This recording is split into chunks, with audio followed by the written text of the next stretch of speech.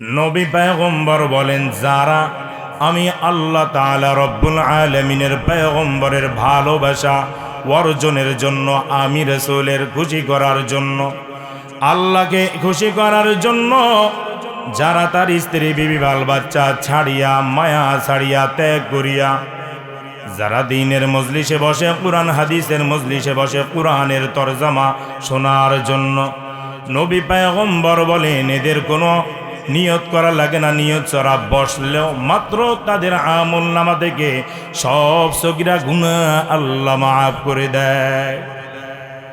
সাহাবা ইকরামরা জিজ্ঞেস করেছেন, ইয়া রাসূলুল্লাহ, ইয়া হাবিবাল্লাহ, নবী পয়গম্বর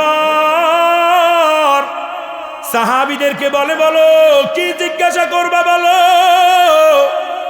সাহাবা ইকরাম নবী পয়গম্বরের কাছে জিজ্ঞাসা করেছেন, ইয়া রাসূলুল্লাহ, ইয়া হাবিবাল্লাহ, আল্লাহ আমাদের এখানে বসলাম, কুরআন মাহফিলের মজলিসে বসলাম, আল্লাহ কি আমাদের গুনাহ মাফ করে কি আল্লাহ ক্ষান্ত হয়ে যাবে? নবী পয়গম্বর বলেন, তোমরা কি জানো না আমার আল্লাহ তো সেই আল্লাহ যে আল্লাহর নাম হলো গফফার, যে আল্লাহর নাম হলো সাত্তার, যে আল্লাহর নাম হলো জব্বার, যে আল্লাহর নাম হলো গফুরুর রহিমের পাওয়ার দেখাবে বান্দা বান্দীদের। আল্লাহ যেখান থেকে আমার উম্মতদের গুনাহ মাফ করে দিবে।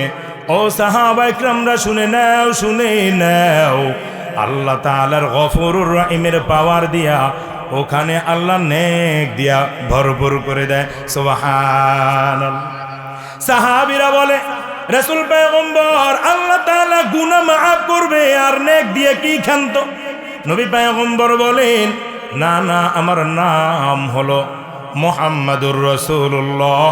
যেই নবীকে না বানাইলে আল্লাহ কিছুই বানাইতেন না। ওই আল্লাহ কত বড় দয়াময় তোমরা কি জানো?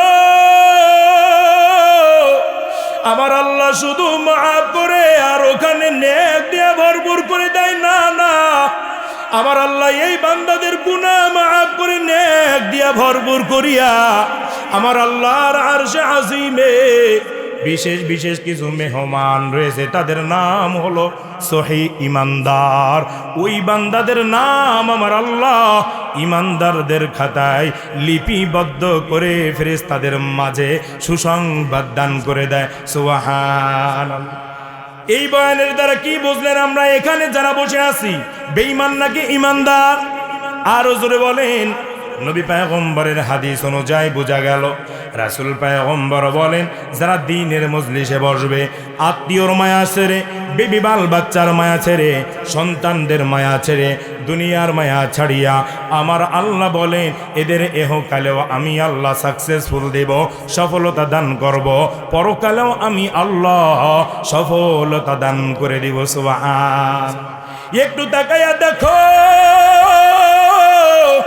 আমার কত ভাই আজকের মাহফিলের আওয়াজ তার কানের ভিতরে গেছে কিনা? জোরে বলেন। তারা এখানে আসে নাই। যদি জিবরাইল আমিন এসে খপ করে ধরে বলে, আব্দুর রহমান, ও রহিম, ও রহিমা খাতুন, আয় আয়, দুনিয়ার ভিতরে কত নাজ নিয়ামত পেয়েছো, জীবনে 5 ওয়াক্ত নামাজ পড়ো নাই, কোরআন মাহফিলের ময়দানে তোমরা হাজিরাও দাও না, ভাই আয় আয়, তোর সময় শেষ হয়ে গেল। অনেক মানুষ বিড়ি খাইতে খাইতে মরে যায়, নগ্ন সিনেমা দেখতে দেখতে মরে যায়, গান বাদ্য বাজনার ভিতরে হার্ট অ্যাটাক করে মরে যায়। এমন প্রমাণ আছে না নাই? আর জোরে বলেন, আছে না নাই? আর এমনও প্রমাণ পাওয়া যায় অনেক মানুষ সিজদারত অবস্থায় মরিয়া যায়, অনেক মানুষ তাহাজ্জুদ নামাজরত অবস্থায় মরিয়া যায়, আল্লাহর তাসবিহ টানতে টানতেও মরিয়া যায়, দ্বীনের খিদমত করতে করতে মরিয়া যায়। আসমান থেকে 2 জন ফেরেশতা এসে বলবে, কে কোন জায়গায় মৃত্যুবরণ করেছে? দুনিয়ার ভিতরে আমাদের ভিতরে যদি কেউ কাউকে হত্যা করা হয়, গুলি করা হয়, ওই কয়েকদিন আগেও তো ওমর ভাইয়ের কাহিনী দেখলেন না? ওমর ভাই যখন মৃত্যুবরণ করেছে, প্রশাসনের লোক, ওসি গিয়েছে, প্রশাসনের লোক সব গিয়ে লাশে হাত দেওয়া নিষেধ, আগে ডায়েরি করো। কথা সত্য না মিথ্যা? আরো জোরে বলেন। ওমরের পাশে কি পাওয়া গিয়েছে, পকেটে কি পাওয়া গিয়েছে, তার মাথায় কি পাওয়া গিয়েছে, গলায় কোথায় কোথায় দড়ি বাঁধা রয়েছে, ডায়েরি করা হয়েছে কি হয়নি? আরো জোরে বলেন। ওইভাবেই আল্লাহ বলেন, ওরে বান্দা, আমি আল্লাহ তোকে কম সুযোগ দেই নাই। তুই যখন মৃত্যুবরণ করবা, আমি আল্লাহর পক্ষ থেকে 2 জন করে একজন ব্যক্তির কাছে ফেরেশতা চলে যাবে।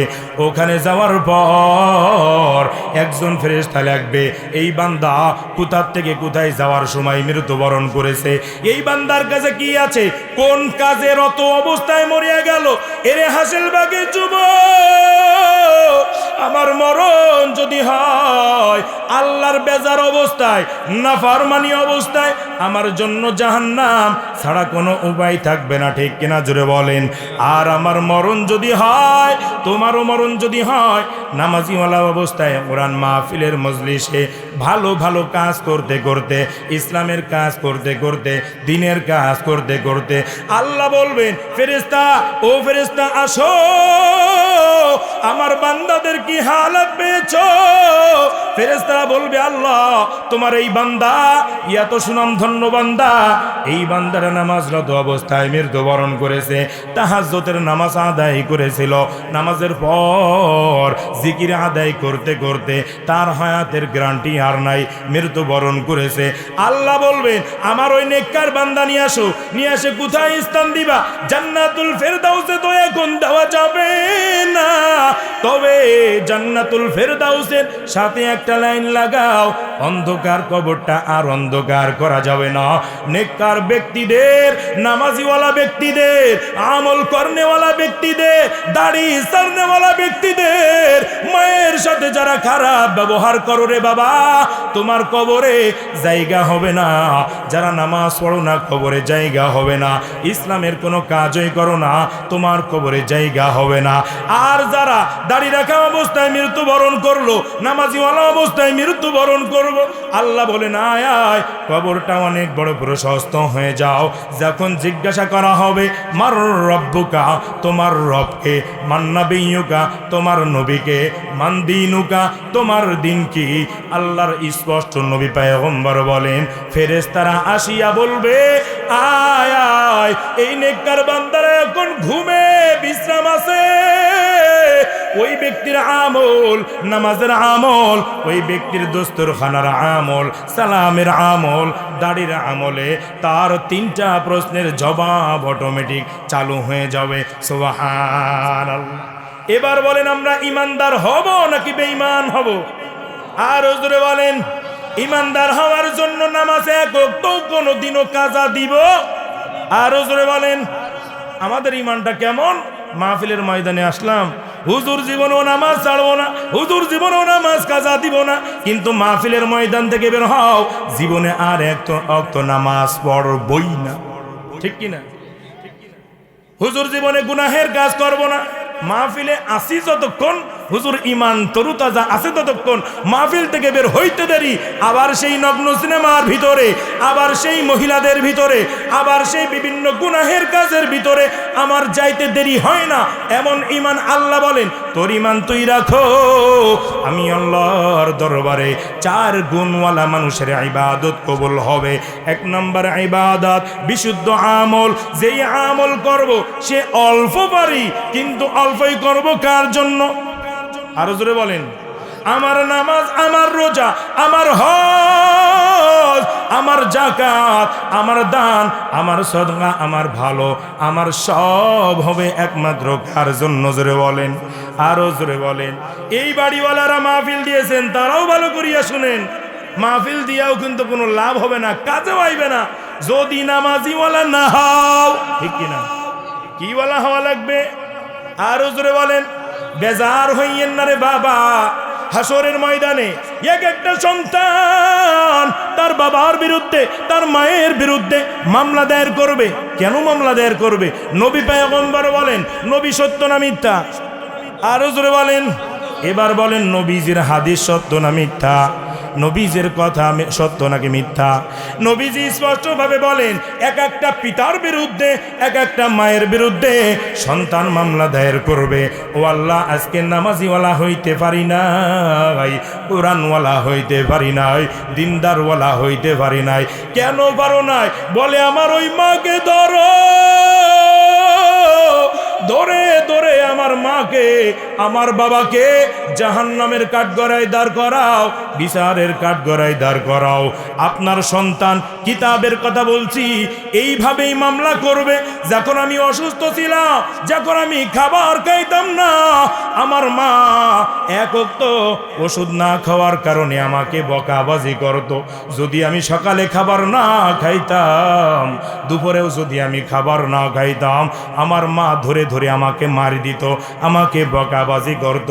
ও আল্লাহ, তোমার দরবারে আজকে বিচার জানাই। জীবনে ফজরের নামাজ পড়ি নাই, জোহরের নামাজ পড়ি নাই, আসরও পড়ি নাই, মাগরিবও পড়ি নাই, ঈশাও পড়ি নাই, কিন্তু আমার মা আমার বাবা জীবনে একদিনও পড়ি নাই। সন্তান, তুই নামাজ না পড়লে তোর সাথে আমার সাথে কোনো সম্পর্ক থাকবে না। নামাজের জন্য আমাকে লাঠি চার্জ করে নাই, নামাজের জন্য আমাকে কড়াঘাত করে নাই, এই জন্য আমি নামাজিওয়ালা হইতে পারি নাই। আমার মা আমার বাবা যদি আমার নামাজের তাগিদ দিত, আমার যদি কোরআন পড়নেওয়ালার তাগিদ দিত, দিনের পরে থাকার তাগিদ দিত, হয়তোবা তোমার দরবারে আমি নামাজ নিয়ে হাজরা দিতাম। এই জন্য ধরলে ধর, আমার মাকে ধর, ধরলে ধর, আমার বাবাকে ধরো। মা বাবা পর্দার অন্তরালে অনেক মা আছেন না নাই? আরো জোরে বলেন। বাবারাও এখানে আছেন না নাই? আল্লাহর দরবারে কঠিন থেকে কঠিন বিচারের কাঠগড়ায় দাঁড়াতে হবে। সেই দিন বলে কোন দিন? যেদিন হবে আপনার সন্তান বেনামাজি অবস্থায় কবরে হাজিরা দিবে, দিনদার হবে না, দুনিয়ার ভিতরে আল্লাহর নাফরমানি করবে, শিরকি করবে, গুনাহের কাজ করবে। কিতাবে উল্লেখ করা হয়েছে, সন্তানের গুনাহের আমল, সন্তানের নেকের আমল বাবাও অংশীদার হতে পারবে। বাবাও তার বাবার আমল নামায় মৃত্যুবরণ করেছে, সদকায়ে জারিয়া তো তার নেক সন্তান রেখে গেল। নেক সন্তান আমল যাহা করে নিজেরও থাকে, সন্তানের আমল নামায় পিতামাতার আমল নামায় জমা হয়, কিন্তু রেখে গেল বক্কার সন্তান, যাহা করে সব কবরে। বলে আল্লাহ, তুমি আমাকে এত আযাব কেন দাও? আল্লাহ রাগান্বিত, বলে নাফরমান, আমি আল্লাহ দুনিয়ার ভিতরে তোকে কোরআন দিয়েছি, আমি আল্লাহ হাদিস দিয়েছি, নবী পয়গম্বর দিয়েছি রে নাফরমান। কোরআনের একটা পাতা উল্টায় দেখো নাই? আমি আল্লাহ কোন রাস্তায় গেলে জান্নাত পাবা, কোন রাস্তায় গেলে জাহান্নাম পাবা। হয়তোবা নিজে বেশি গুনাহ করো নাই, তবে বৎকার সন্তান দুনিয়াতে রেখে আসছো। এই বৎকার সন্তান রেখে আসার কারণে তোমার কবরে আজকে এত আযাব। এই জন্য আমরা যাহা করব সব কার জন্য? জোরে বলেন, আরো জোরে বলেন। আমার নামাজও হবে কার জন্য? আমার রোজা হবে কার জন্য? আমার যাহা হবে সব হবে আল্লাহর জন্য। যেখানেই যাব সেখানেই আমার আল্লাহ আছে কিনা দেখতে হবে। আমার দয়ার মাওলারে, আমার দয়ার মাবুদ রে, কোথায় গেলে পাইব তোমার ঠিকানা? কোথায় গেলে পাইব তোমার ঠিকানা? তোমাকে পাই বারাসে ঘুরি আমি দেশ বিদেশে, মাহফিলের ময়দানে করলাম বিছানা, মাহফিলের ময়দানে করলাম বিছানা। ঠিক কিনা? আল্লাহ আমাকে আপনাকে এখান থেকে নাজাত দিতে পারে কি পারে না? আর জোরে বলেন। আল্লাহর দরবার এত কঠিন দরবার নয়। আল্লাহ স্পষ্ট হয়ে বলেন, বান্দা তুই গুনাহ করেছো, অন্যায় করেছো, অপরাধ করেছো, আমি আল্লাহর দরবারে ক্ষমা চাওয়ার মতো চাও, আমি আল্লাহর দরবারে মাআফ চাও, মাআফ চাইতে দেরি হবে, আমি আল্লাহ ক্ষমা করতে দেব, দেরি করব না। সকলে বলি সুবহান। قل يا عبادي الذين أسرفوا على أنفسهم لا تقنطوا من رحمة الله ইন্নাল্লাহা ইয়াগফিরুয যুনুবা জামিআ ইন্নাহু হুয়াল গফুরুর রহিম। আল্লাহ স্পষ্টভাবে জানায় দেয়, বান্দা তুই নিজের প্রতি কত অত্যাচার করেছো, কত না জুলুম করেছো, কত গুনাহের কাজ করেছো, অন্যায় করেছো, অপরাধ করেছো। লা তাকনাতু মির রাহমাতিল্লাহ। এরপরও আমি আল্লাহর দরবার থেকে তোরা নৈরাশ হবি না। আমি আল্লাহর কাছে ক্বালান নবী সাল্লাল্লাহু আলাইহি ওয়াসাল্লাম উদউনি আস্তাজিব লাকুম। আল্লাহর নবী পয়গম্বর বলেন, ডাকার মতো যদি একবার আল্লাহকে ডাকা হয়, আল্লাহ স্পষ্টভাবে বলেন, আমি আল্লাহকে একবার ডাক দিলে আমি আল্লাহ কমপক্ষে 7 বার জবাব দিয়ে আমার বান্দা বান্দির গুনাহ আমি আল্লাহ মাফ করে দিই। সুবহানাল্লাহ। ওই সে ঘটনা কি শুনেন নাই? এক হিন্দু যুবক সারাদিন সামনে একটা মূর্তি বানাইয়া, মূর্তিটি কথা বলতে পারে। আর হুজুরে বলেন, কথা কন না গে, মূর্তিটি কি কথা বলতে পারে? মূর্তির সামনে বসাইয়া সারা জীবন 80টা বছর শুধুমাত্র সনাম সনাম সনাম। সনাম কি আল্লাহর নাম? আর হুজুরে বলেন, ওই মূর্তির নামই রাখছে, বলেন 80 বছর ধরিয়া সনাম সনাম সনাম। জীবনেও উত্তর দেয় না। ভুল করে মুখ ফসকে একদিন বের হয়ে গেল সমাদ। এবার আপনারা স্পষ্ট জবাব দিয়ে বলেন, এই সমাদ ডাকার নাম কুল হুয়াল্লাহু আহাদ আল্লাহুস সামাদ। সমাদ যখনই বললেন, সঙ্গে সঙ্গে গায়েবী আওয়াজের মাধ্যমে আমার আল্লাহ বলতেছেন, ও বান্দা তোর কি সমস্যা বল। আমি আল্লাহ 80 বছর ধরিয়া তুই সনাম সনাম সনাম সনাম বলেছো, জীবনে যেই মূর্তি নিজে বানাইছো আবার নিজেই ভাঙবা, কথা বলতে পারে না, সনাম সনাম বলে ডাকছো, উত্তর দেয় না। আমি আল্লাহকে একবার সমাদ বলে ডাক দিয়েছ। বান্দা বল তোর জীবনে কি সমস্যা বল, বান্দা তোর চলাফেরা জীবনে কি সমস্যা বল। ওই সেই ব্যক্তি মনে করতেছে 80 বছর ধরিয়া ডাক দিয়া সনাম সনাম সনাম বলে ডাকলাম, কোনো জবাব তো পাইলাম না। যেই আল্লাহ আমাকে বানিয়েছেন, জীবনে এতদিন পর্যন্ত গল্প শুনেছি একজন মালিক আছে, যেই মালিকের নাম হলো আল্লাহ।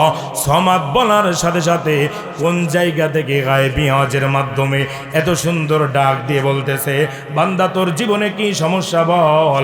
তাহলে এই মূর্তির মাজায় লাথি মারিয়া আমি যে আল্লাহ গায়েবী আওয়াজের মাধ্যমে আমার ডাকের জবাব দিয়েছে, ওযু বানাইয়া কালেমা পড়িয়া মুসলমান হইয়া আমার আল্লাহর যদি নামাজ আদায় করি, আমার আল্লাহর যদি 5 ওয়াক্ত ইবাদত করি, আমার আল্লাহর যদি তাসবিহ তাহলিল ডাকি, একদিন ডাকার কারণে যদি সরাসরি এইভাবে জবাব দেয়, আল্লাহর ইসলামের দলে যাইয়া যদি সরাসরি আমার আল্লাহকে ডাক দেই, আল্লাহ তাহলে কতভাবে জবাব দিবে। আমি আল্লাহর সাথে সংযুক্ত হয়ে যাব। সকলে জোরে সোরে বলি সুবহান। পারবো না ইনশাআল্লাহ? আরো জোরে বলেন, পারবো তো ইনশাআল্লাহ? চলতে ফিরতে উঠতে বসতে কাকে ডাক দিব? আরো জোরে বলেন, আল্লাহকে ডাক দেন, ক্ষমা চাওয়ার মতো চান। আল্লাহকে ডাক দিলে আল্লাহ কখনোই ফিরাবেন না। আল্লাহকে ডাক দিলে আল্লাহ কখনোই বেজার হয় না। আল্লাহকে যখন ডাক দেওয়া হয়, আমার আল্লাহ বলেন, বান্দা তোর জীবনে কি সমস্যা বল, কোন সমস্যার কারণে আমি আল্লাহকে ডাক দিয়েছ।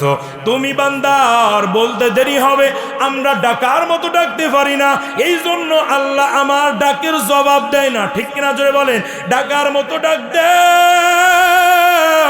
যারা বাবারা নামাজ পড়ো না, আজকে ছোট্ট একটা মাহফিল থেকে একটু ইরাদা করো, তওবা করে নাও, জীবনে আর কোনোদিন নামাজ কাজা দিব না, জীবনে কাউকে গালি দিব না।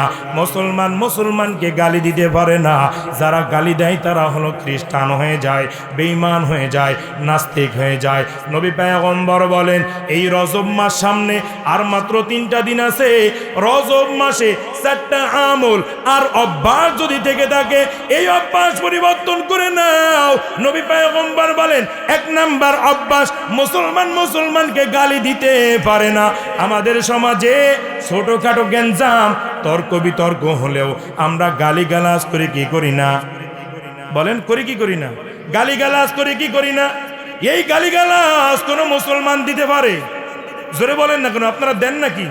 আপনারা কথা না বলার কারণে বোঝা যাচ্ছে আপনারা প্রতিনিয়ত 24টা ঘন্টায় মুসলমানকে গালি দেয়। গালি কেউ কাউকে দিব? আরো জোরে বলেন, দিব? নবী পয়গম্বর কি বলেন?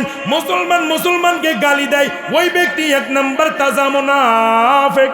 তাজা, আরো জোরে বলেন। কিন্তু মুনাফিক কত বড় ভয়াবহ! নবী পয়গম্বর বলেন, মুশরিকা থাকো কিন্তু মুনাফিকের কোল দিয়েও হাঁটিও না। মুশরিক আছো, বলেন না কেন? মুশরিক থাকো কিন্তু মুনাফিকের কোল দিয়েও। মুসলমান নামধারী, মাথায় টুপি আছে, গায়ে জুব্বা আছে, আবার দাড়িও আছে, কত সুন্দর দিনের কথাগুলো বলে, আবার তলে তলে ইসলামের শিকড়গুলো কাটতে আছে। এরা হলো তাজা মুনাফিক।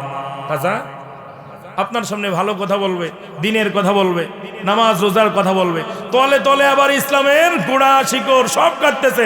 এরা তাজা কি? আরো জোরে বলেন। সামনেই আসতেছে আগত রজব মাস।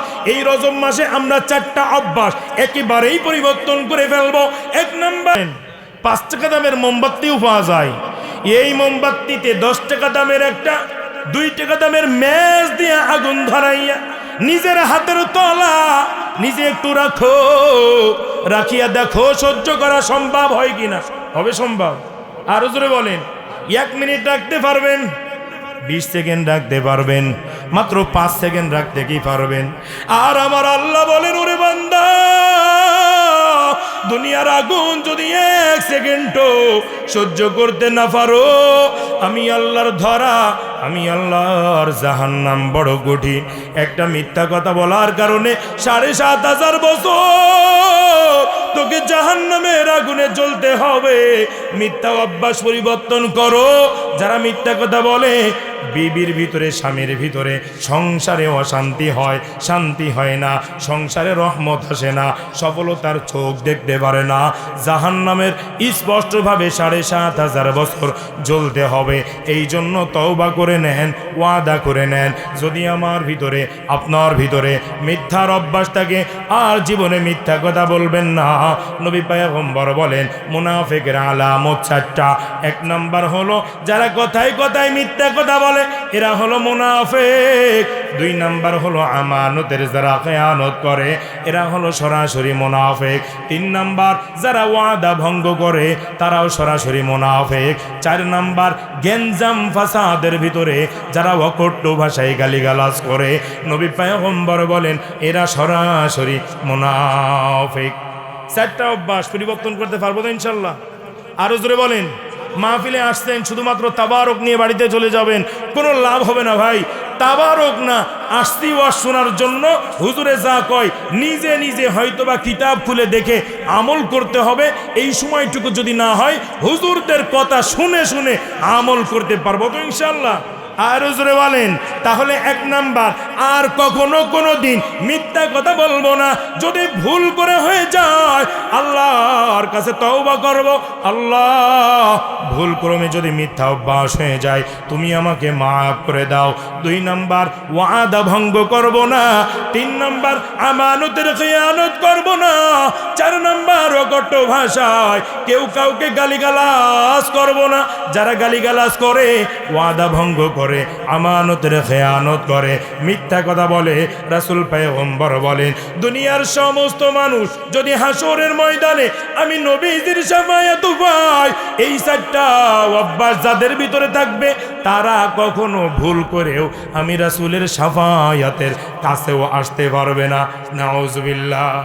নবীজির শাফায়াত চাই, আরো জোরে বলেন চাই। নবীজির শাফায়াত যদি চাই তাহলে আমার নামাজ লাগবে, আমার রোজা লাগবে, আমার হজ লাগবে, আমার যাকাত লাগবে, আমার দান লাগবে, আমার সদকা লাগবে, আমলে সালেহ বেশি বেশি করে করতে হবে। ইল্লাল্লাযীনা আমানু ওয়া আমিলুস সলিহাত ওয়া তাওয়াসাউ বিল হাক্কি ওয়া তাওয়াসাউ বিস সবর। আল্লাহ এর আগের আয়াতে বলেন দুনিয়ার সব মানুষ হলো ক্ষতিগ্রস্তর ভিতরে পড়ে আছে, অন্ধকারের ভিতরে পড়ে আছে। আবার এই আয়াতেই বলেন তারা নয়, কারা নয়, ইল্লাল্লাযীনা আমানু, যারা ঈমান এনেছে কার উপরে? আর জোরে বলেন ওয়ামিলুস সলিহাত, যারা আমলে সালেহ করেছে। আমলে সালেহ হবে কার জন্য? আরো জোরে বলেন ওয়াতাওয়াসাউ বিল হক, যারা হকের উপরে চলেছে। ওয়াতাওয়াসাউ বিস সবর, যারা ধৈর্য ধারণ করেছে। ইল্লাল্লাযীনা আমানু ওয়া আমিলুস সলিহাতি ওয়াতাওয়াসাউ বিল হক ওয়াতাওয়াসাউ বিস সবর। এই আয়াতের পরে যদি কোনো ব্যক্তি আমল করতে পারে, নবী পয়গম্বর বলেন হাসরের ময়দানে হাউজে কাউসারের পানি এরা সরাসরি আমি রাসূলের হাত থেকে সাফায়া পান করতে পারবে। সুবহানাল্লাহ। হাসরের ময়দানে সবাই শরাব পান করতে পারবে না। শরাবটাকে বলা হয় এই যে সাফায়া, রাসূল পয়গম্বর হাউজে কাউসারের পানি নিজে হাতে করে পেয়ালায় করে পান করায় দিবে। কাদের পান করাবে?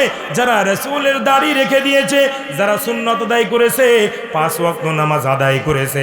মায়ের সাথে খারাপ ব্যবহার করিও না। মা যদি তোমার বদদুয়া দিয়ে দেয় তাহলে তোমার জন্য জাহান্নাম হালাল হয়ে যাবে, ওয়াজিব হয়ে যাবে। আর যদি মা তোমার জন্য দোয়া করে দেয় রে যুবক, তোমার জন্য জাহান্নাম হারাম, জাহান্নামের আগুন তাপ এবং গর্জন আওয়াজ তোমার কানে আসবে না। এখানে অনেক যুবক ভাইরা আছো, মায়ের সাথে এমন ব্যবহার করো যেই মা তোমার জন্ম দিয়েছে, যেই মা তোমাকে লালন পালন করিয়েছে, যেই মা তোমার হাত পা চলানো শিখাইছে, যেই মা লালন পালন করিয়া তোমাকে বড় বানাইছে। এখন টাকার মুখ চোখে দেখেছো অন্য একটা মেয়েকে বিবাহ করে সঙ্গে সঙ্গে যখন ঘরে নিয়ে আসতো আর মাকে ভালো লাগে না, বাবাকে ভালো লাগে না। আল্লাহর নবী পয়গম্বর বলেন যেই সন্তানের পুত্র বধূর ঘরে মাকে দেখতে পারে না, বাবাকে দেখতে পারে না, সহ্য করতে পারে না, আমি আল্লাহর দরবার থেকে ওই ঘরে আমি আল্লাহর কোনো রহমত বর্ষিত হয় না। আর যেই সন্তান নিজের বধূকে লইয়া, মাকে লইয়া, বাবাকে লইয়া আনন্দ হাসি তামাশায় দিনগুলো পার করে, একই সাথে খাবার দাবার খায়, আনন্দ উল্লাস করে, আল্লাহ রাসূল পয়গম্বর বলেন মা বাবা যতদিন বেঁচে থাকবে ততদিন পর্যন্ত ওই ব্যক্তির ঘরে আল্লাহর খাস রহমত বর্ষিত হতে থাকবে। সুবহানাল্লাহ। এমন প্রমাণ আছে না নাই? বিবাহের পরে মাকে দেখতে পারে না, বাবাকে দেখতে পারে না, এমন প্রমাণ আছে না নাই? আরো জোরে বলেন না কেন? আছে না নাই? স্পষ্টভাবে রাসূলের সাহাবী, সেও ছিল মুশরিক, তার মাও ছিল মুশরিকা, কালেমা পড়ে মুসলমান হয়েছে। হওয়ার পরে রাসূল পয়গম্বরের কাছে এসে বলেন ইয়া রাসূলুল্লাহ, ইয়া হাবিবাল্লাহ, আমার মা তো এখনো মুশরিকা, অর্থাৎ আল্লাহকে মানে না, রাসূলকে মানে না, তুমি নবীজিকে মানে না, কিন্তু আমি তো কালেমা পড়ে মুসলমান হয়েছি। ইয়া রাসূলুল্লাহ, ইয়া হাবিবাল্লাহ, মায়ের সাথে এখন আমি কেমন ব্যবহার করব? রাসূল পয়গম্বর বলেন তোমার মা এবং বাবা হলো অমূল্য রত্ন। যেই মা তোমাকে জন্ম দিয়েছে, ওরে সাহাবী, নতুন কালেমা পড়ে মুসলমান হয়েছো, এখন তোমার মা মুশরিকা থাকতে পারে, সেটা তোমার মায়ের ব্যাপার, তবে বিন্দু পরিমাণ সাহাবী খারাপ ব্যবহার করবা না।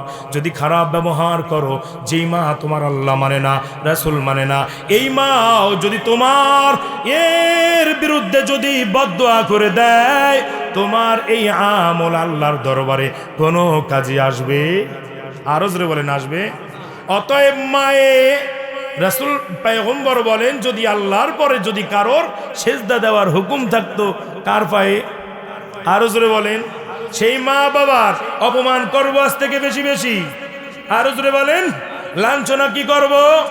না না, আজ থেকে ওয়াদা করো বাবা, যেই মাকে খোঁজ খবর নাও না, যেই মাকে তুমি ভাত দাও না, একটু খোঁজ খবর রাখো না, দেখভাল করো না, আজ থেকে তওবা করো। মাইকের আওয়াজ যতদূর পর্যন্ত যায়, ও আম্মা জান, আপনার সন্তান না বুঝে আপনার সাথে অনেক অন্যায় করেছে, বাবার সাথে অনেক অন্যায় করেছে, মারাও মাফ করে দিবেন সন্তানকে, বাবারাও মাফ করে দিবেন। সন্তানের দরজা মা বাবার কাছে খোলা, একটু আসতে দাও। এরে যুবক ভাইরা, এমন অভ্যাস যাদের ভিতরে আছে, মাকে দেখতে পারো না, বাবাকে দেখতে পারো না, মায়ের পা ধরে মাপ চাও। আমল যদি অল্প হয়, মায়ের দোয়ার বদৌলতে তোমার জান্নাত আল্লাহর পক্ষ থেকে ওয়াজিব হয়ে যাবে। সুবহানাল্লাহ, ঠিক কিনা জোরে বলে। অতএব মাকে খুশি করা লাগবে। রাসূল পয়গম্বর বলেন, 4 ধরনের আমল আল্লাহর দরবারে অতি সহজে কবুল আর মঞ্জুর হয়ে যায়। 1 নাম্বার বিশুদ্ধ আমল। 1 নাম্বার বলেন বিশুদ্ধ আমল। 2 নাম্বার হলো ইলমওয়ালা আমল। 3 নাম্বার ইখলাসওয়ালা আমল। 4 নাম্বার আল্লাহর দরবারে যদি আমল কবুল করাইতে চাও, মা এবং বাবাকে সন্তুষ্ট রেখে যে ইবাদত করবে, আল্লাহ তোমার মা এবং বাবার বদৌলতে তোমার ইবাদত, নামাজ, রোজা, হজ, যাকাত সব কবুল করে নিবে। সকলে সরে বলি সুবহানাল্লাহ। মায়ের দোয়া লও হে মুমিন, মায়ের দোয়া লও, মায়ের দোয়া লও হে মুমিন, মায়ের দোয়া লও। বিপদে পড়বে না তুমি যখন যেথায় যাও, বিপদে পড়বে না তুমি যখন যেথায় যাও। মায়ের দোয়া লও হে মুমিন, মায়ের দোয়া লও, মায়ের দোয়া লও হে মুমিন, মায়ের দোয়া লও। ছোট্ট ছেলে বাইজিদেরই মতো সবাই হও, ছোট্ট শিশু বাইজিদেরই মতো সবাই হও।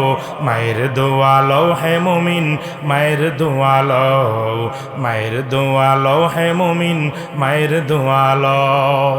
দুনিয়ার ভিতর থেকে 10 জন সাহাবী জান্নাতের সার্টিফিকেট পেয়েছেন। এই 10 জন সাহাবীর ভিতরে 6 জন সাহাবী মায়ের দোয়ার কারণে তারা জান্নাতের সার্টিফিকেট পেয়েছেন। সুবহানাল্লাহ। 10 জন সাহাবী জান্নাতের সার্টিফিকেট পেয়েছেন। 1 নাম্বার হযরতে আবু বকর, 2 নাম্বার হযরতে ওমর, 3 নাম্বার হযরতে আলী, 4 নাম্বার হযরতে ওসমান।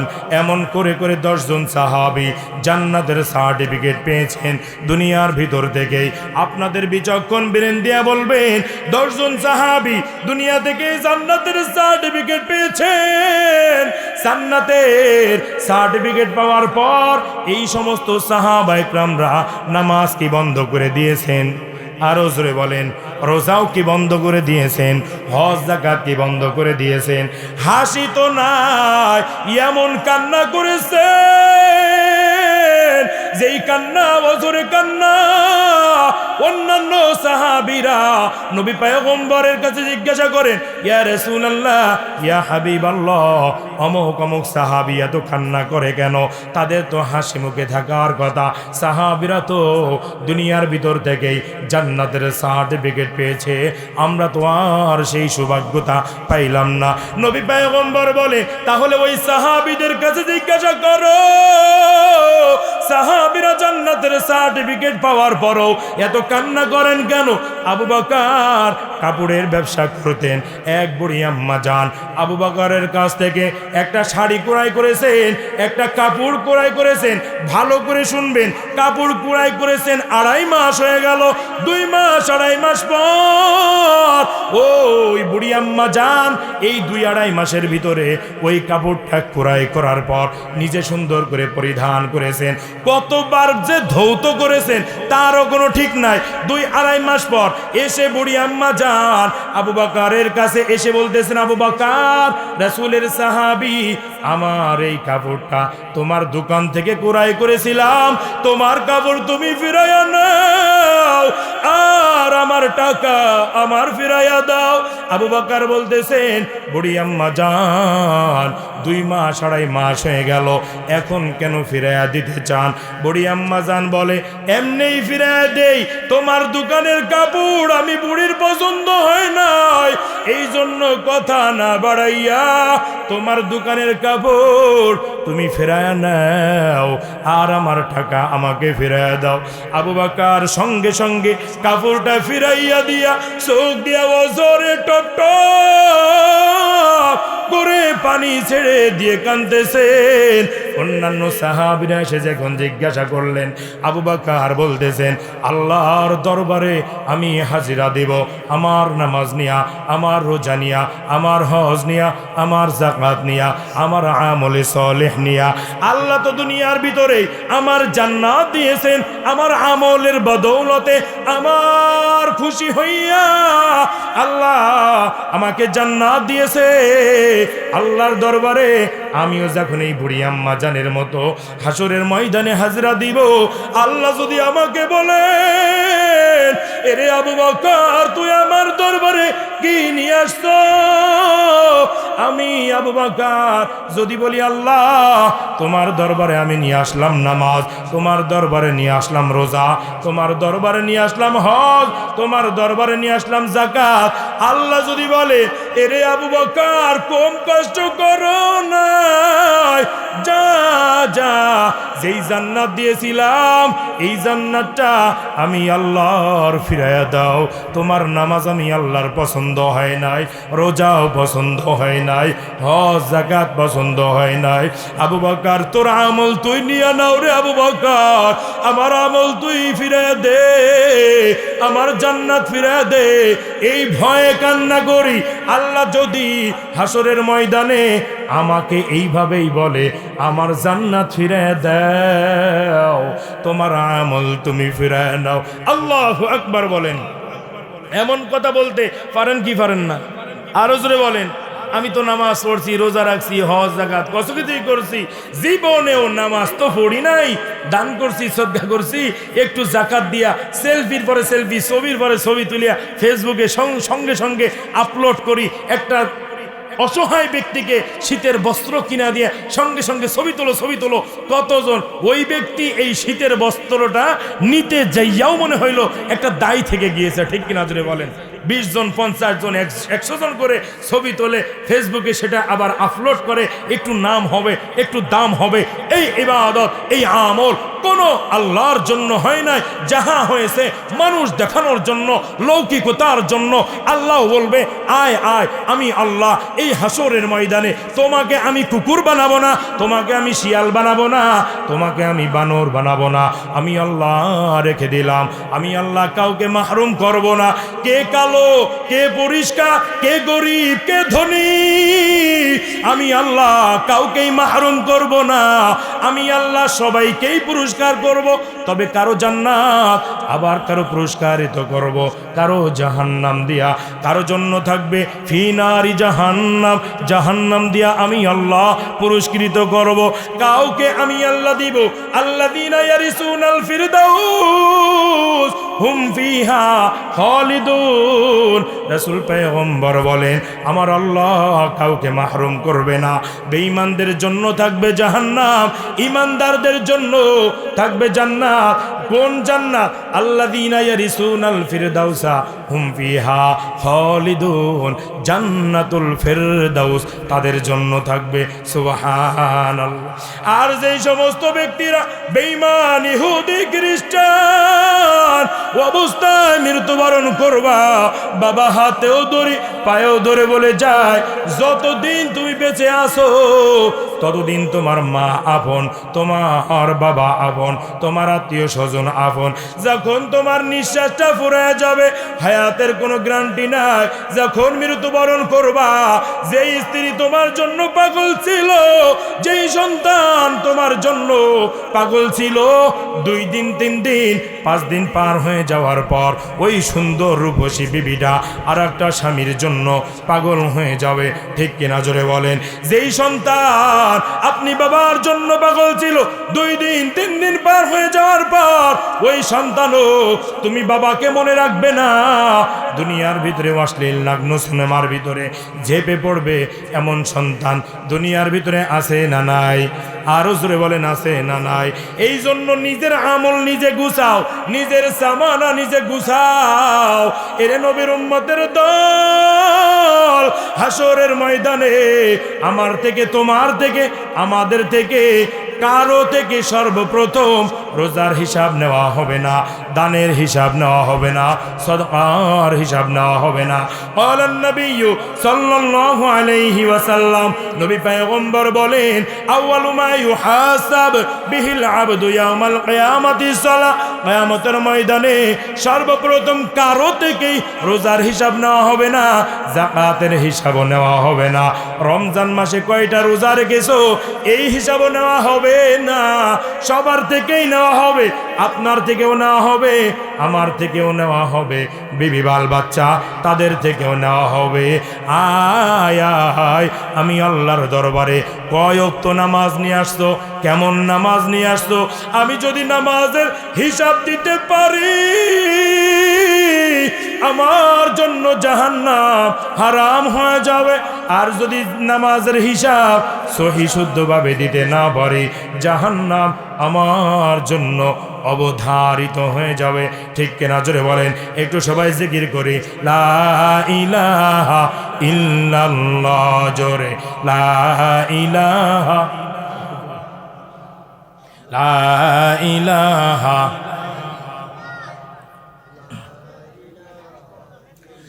লা ইলাহা